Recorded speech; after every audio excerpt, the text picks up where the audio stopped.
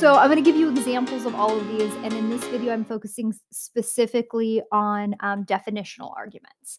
And so I forget the terminology that your textbook authors use to refer to the two different subtypes of definitional arguments, but I think of them as a simple definitional argument and a complex definitional argument. So we'll start with the simple one. A simple definitional argument, we don't believe that our audience will have any question about the definition of the term that we're coming up with. It's just, can we define this specific thing with this term? Let me give you an example. I know that's very abstract. So let's take the issue question. And all of these examples are things I've been thinking about lately. Let's take the issue question, is my cat a dog? Now, I know that sounds silly, but I was sending some videos to one of my friends about how dog-like my cat is. And I bring up, is my cat a dog? Or I could turn that into a fact claim, my cat is a dog. And I bring that up because my guess is my audience won't go, well, what counts as a dog? Like they're going to have a very clear idea of what counts as a dog. So I don't have to, prove to them what a dog is. Most people are going to have an idea of that. However, I will have to make a definitional argument, a categorical definitional argument, probably with the criteria match structure to prove that my cat could be considered a dog. By the way, the whole time I am talking about this, my cat is right here.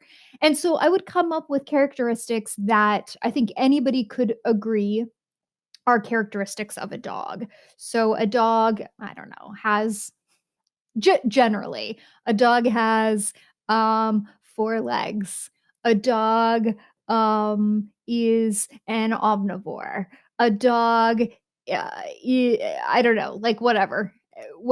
Like you could come up with 5 different categories. A dog is social.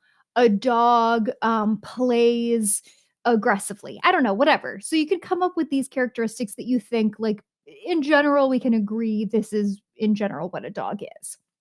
And then so I would try and prove that my cat, who is now playing with my cord right here, based on how we define a dog, could be considered a dog.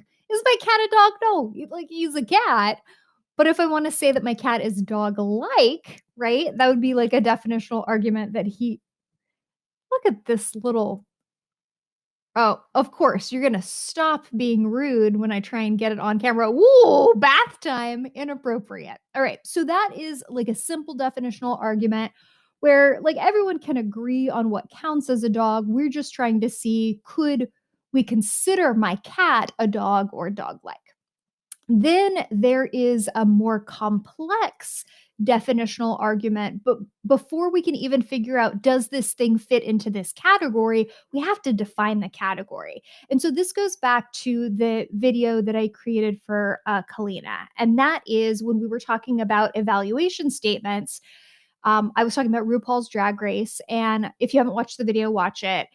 And I was talking about we can make a value judgment about basically on a scale, is this outfit like beautiful or glamorous? Glamorous is on this side, and then like campy or humorous is on this side. And when we're making a value judgment, we're figuring out like where is it on that scale.